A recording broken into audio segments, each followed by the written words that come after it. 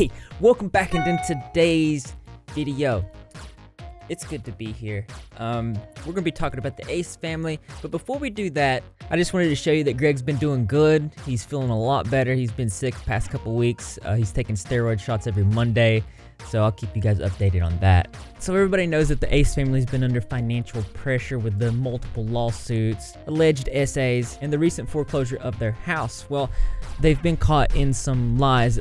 On one hand, Catherine was saying that it was dirty scammers that put her house into foreclosure, and on the other hand, she was saying that she just completely stopped paying her bills. She also was seen to say that it was everybody that made negative videos about the Ace family that, well, that's why the house went into foreclosure. But this financial pressure has mounted, the lies are catching up, and it looks like they've started clickbaiting their children in some very just terrible looking ways. It just looks like things aren't going very well for them. We're going to talk about this situation in today's video, if you're unfamiliar. The Ace family has a YouTube channel with over 18.9 million subscribers. Now, obviously, they're a family vlogging channel, and they've been under a lot of criticism, most recently about a lot of lies to do with the foreclosure of their house, which we'll talk about. One of the things I want to talk about in today's video is just the general clickbait of the children from this family. As you can see here, we have the kid. It looks like he's fallen over. He's been injured. The title is "Still Got Hurt Bad on Camera," 3 exclamations, and then "so unexpected." I generally think that family vlog channels like this that have a main focus on the children, I just feel like it's a recipe for disaster, and it needs to be done very carefully. I'm not sure if there is a wrong or right way to do it, but it just seems that from some of the things that the Ace family have done, it hasn't been carried out very well. Over on Twitter, Ethan Klein tweeted about this thumbnail saying, "When the bank forecloses on your home and you need money quick." One of the main things about YouTube making content on the internet is people's first go-to is the thumbnail and the title. That's what some people don't even watch videos. They base their whole opinions off of that. And just looking at this, it does not look good. Let's check some of the quote tweets. "Using your child as clickbait is not a great move, Austin McBroom, you piece of S word. I can't even begin to comprehend the level of effed up you need to be as a human being to see your child bleeding and continue filming." And one I agree with, family channels are garbage. For context purposes, we're going to play the part in the video that pertains to this. So he's trying to pick up a weight here, and then what happens is he falls forward on his face. 5 pounds, by the way. That's so heavy for a 1-year-old. What the? Oh my gosh. Ace, you're a buster. Baby. What happened? It's okay. His lip is... What looks like happened is the dog pushed the child over, and they probably bit their tongue or lip, to which at that point Austin takes him to the kitchen to where he can wipe off his mouth with a warm cloth. In this situation, I wouldn't say that the kid was hurt badly. I would say that he bit his tongue, and the title was definitely clickbait, obviously, as it still hurt, got bad on camera, so unexpected. Actually, I want to see the dislikes. I heard that there was a Google extension where you could see that. Oh, cool. So it's actually an extension called Return YouTube Dislikes. You just add it to Chrome. It's only got 1.5 thousand dislikes. That is very interesting. I think that's really cool. So going back to the thumbnail and obvious clickbait, it leaves a very strange taste in my mouth for a father, a family in general, to use this as clickbait. Obviously, the clickbait expresses that the injury is far worse than it is. It's almost like an expectation that the injury is terrible. It shows the child falling in a manner to which they are hurt. It shows blood on the mouth. I mean, just looking at it at face value, you think something absolutely terrible has happened, and this is made so that obviously the viewer is drawn in, and that, in my opinion, is what is disgusting. But you guys let me know how you feel in the comment section below. I also ran across, I guess this is hashtag the Prince family. I don't know what's going on here, but it says CPS took our kids from us. Seafood boil mukbang. It blows my, like, how do people not, like, how did the thought not cross their head? Like, maybe this isn't a time to make money. Maybe this isn't a time, let's say they didn't make money. Maybe this isn't a time to, like, for a seafood mukbang. It doesn't seem appropriate to me. Let's read the comments. Right, like how the FDU includes CPS almost took our kids with mukbang. Those two things do not go together. Vomit emoji. So glad they found the strength to talk about their seafood boil mukbang. YouTube's downfall. I agree with that. That you know, this is a good time to talk about how all the stuff with YouTube and their restrictions on certain creators and how these restrictions seem to be exploited or taken advantage of by, let's say, bad actors. When we make content, when content is made to raise awareness towards people's terrible actions or P-files, those videos are taken down. Those videos are restricted and stuff because of the nature of the content and the words that you have to say go against these guidelines. I think YouTube, as I said in a previous video, if you haven't seen it, content like this gets to be monetized.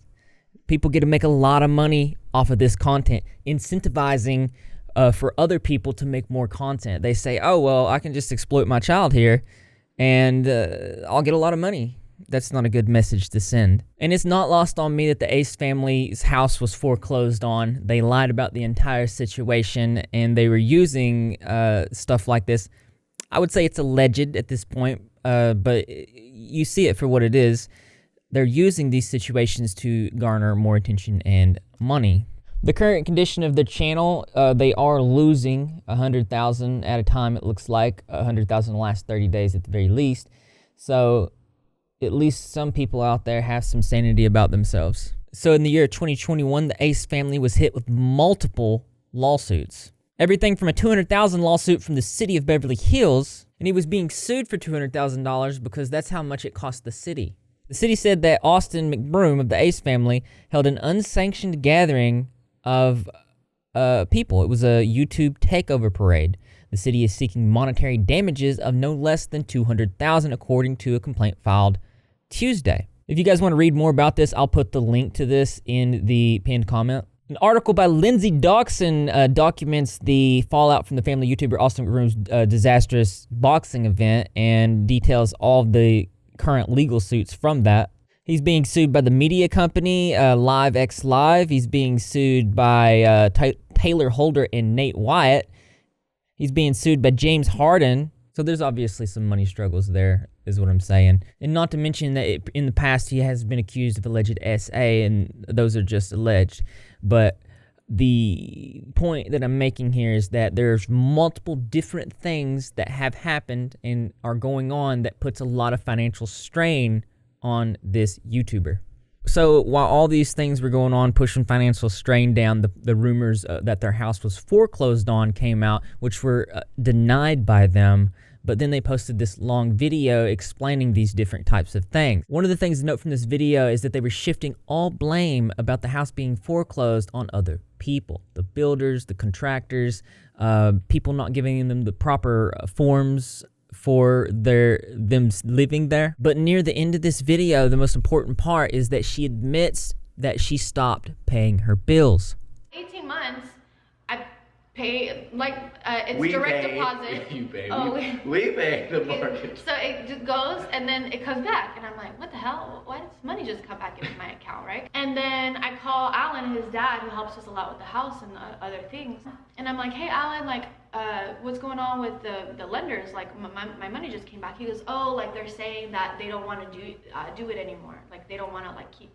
They don't want to be the lenders anymore. Yeah, they don't want to be the lenders anymore. Like, basically, like, go find somebody else. And I'm like, but I can't find somebody else because I don't have certificate of occupancy. No one's going to do it for me. So then, and mind you, it's like $8 million or something. So, like, even if I was a billionaire, like, I would have just put $8 million to keep a piece of shit, right? Like, what the hell?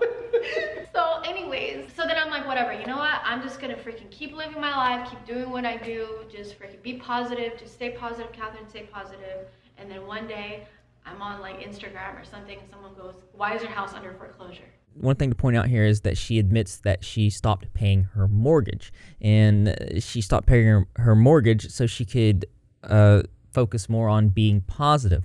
And I'm sorry, but it doesn't matter how positive that you are or how much you want to be positive. If you avoid your responsibilities, regardless of what the reason may be, then that stuff's going to add up on you. And if you're not paying your mortgage, if you're not paying your bills. But another thing that sticks out to me is, why did the lenders no longer want to be their lenders?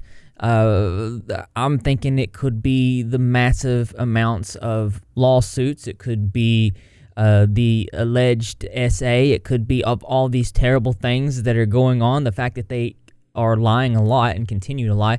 Maybe the lenders, because of their reputation, decided to back off from them. Or maybe the lenders just decided they really didn't want to be lenders anymore. But I don't know which to believe. So Catherine actually did an interview with Daily Mail where she says that she was scammed by fake contractors who stole their money and left them with an unfinished house. Now, there's some very important things in this article, which will also be in the pinned comment, that when I read it, I was just like, what?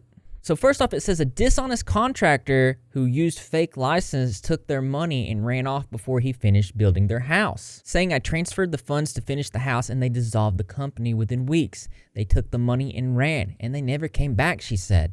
So you would think that at this point that you would probably involve the law. You would probably find another place to live. That's not what happened. For more than 2 years, the Mcbrooms were paying $70,000 per month mortgage for an unfinished home that didn't even have gas, meaning no heat or hot water. Family vlogging channel, mind you, no heat, no hot water. What about their kids? When you don't have gas, you don't have heat. The winters are getting colder now due to global warming, and I have 2 babies and I'm pregnant and I'm freezing because I have a glass home with tile floors. Ultimately, they were told they couldn't get a certificate of occupancy required for living in a house because the home would not pass inspection. So what I'm reading here is that Catherine put millions and millions of dollars into finishing this property because she was just very excited to own her own home. And my first thought is that's a lawsuit. This is a lawsuit. This is what you do. But instead, we don't hear about them pursuing lawsuits about this stuff. We only hear about the lawsuits that they're involved in. And all of this is just alleged. She goes on to say that they had to move in because they were already paying mortgage on it and the lease had ended on their last home. No, you didn't have to move in there, especially if there's no heat. You do not have, it's not livable. Obviously, you don't have enough certification to pass an inspection. It's not livable for your children to be in there. You go somewhere else. You go to a hotel. You go somewhere where you can take care of your children. This to me is just negligent, and it's just like you're choosing to live in a nice fancy house regardless of the lack of amenities that you need to live properly. Again, stating that they had to live in an unfinished home without any gas, which meant no hot water or heat for more than 2 years. For more than 2 years. I just can't believe that. She could not do laundry. She could not dry her clothes. She had to hang everything or go to the laundromat. So you can go to the laundromat to get an amenity that you need to survive, but you couldn't go get a hotel. You couldn't go somewhere else. You couldn't stay with family. I don't know if I'm buying this. They're admitting that they were scammed, but at the same time, they show this picture of these 3 cars thing, where if my memory serves me correct, this was one of their alleged scams. They scammed their viewers. And so finally, after waiting all that time, somebody did show up and said that the house would never pass inspection. Even if they spent millions of dollars, it would never pass because the job was done so poorly. And at that point, they say in the article that the house went into foreclosure because they couldn't get the certificate of occupancy. But she had admitted that she stopped paying the mortgage. And so at that point, the bank, you're not paying the bank. That's why the house goes into foreclosure. Not because you didn't get the certificate of occupancy, because you've already been living there for 2 years without the amenities that you needed to survive. And I can't believe that I'm reading that. But yeah, you're lying about this 100%. What's up, buddy? What? Feeling good? Yeah, this is weird, isn't it? They should have went somewhere else, yeah. So here's where she shifts blame, saying, unfortunately, before we were able to speak up and talk about the issues with the home, the narrative was that the house was under foreclosure because we didn't pay our bills. But that was so far from the truth, even though, as we've seen, play it again. So then, and mind you, it's like $8 million or something. So like, even if I was a billionaire, like I would have just put $8 million to keep a piece of shit, right? Like, what the hell? So anyways, so then I'm like, whatever, you know what? I'm just gonna freaking keep living my life, keep doing what I do, just freaking be positive, just stay positive, Catherine, stay positive. And then one day, I'm on like Instagram or something, and someone goes, why is your house under foreclosure? She stopped paying her bills. So here they say that the guy went under bankruptcy, and when you go under bankruptcy, there's really nothing you can do about it. At that point, I was like, we're not going to sue him. Why are we going to spend all this time and energy suing someone who has nothing? That part's definitely understandable. When I got hit by a car, I was walking on the sidewalk, lady ran up on the sidewalk, ran me over way back in 2017 before I started this channel consistently. And I couldn't sue the lady because she also had nothing. And because I definitely would have. But my insurance helped me out in that situation. So it's making me wonder, did they not have any insurance? And even if they didn't want to sue or take legal action, why did you stay in this house with no normal amenities for 2 years? Because you just wanting to save your house is not an appropriate response to the pressure that you put on your children. That's just how I feel, man. Like, I think anyone with common sense would have went somewhere else or stayed in with a family member. Something else that points to the fact that they were under financial strain. If you remember, there were rumors that they were selling pieces of their furniture for money. She says, addressing this, the rumors were spread by a TikToker who discovered the YouTubers were selling some of their old furniture online.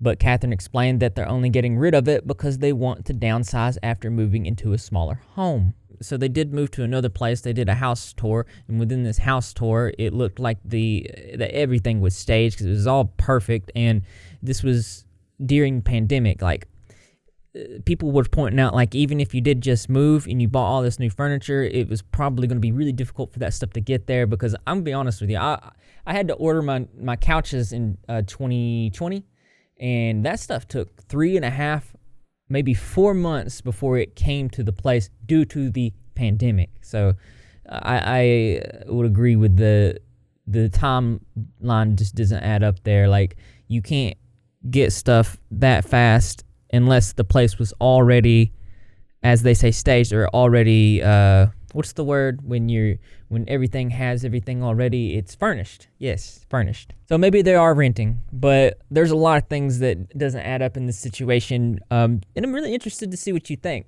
I'm going to be in the comment section, as always, listening, because as interesting as this is, there's always something that's more interesting to me. That's right. You guessed it. I want to know what you think. So just go leave your creative or interesting responses in the comment box below. Thumbs up for those likes. As always, brothers and sisters, I will see you in the next video.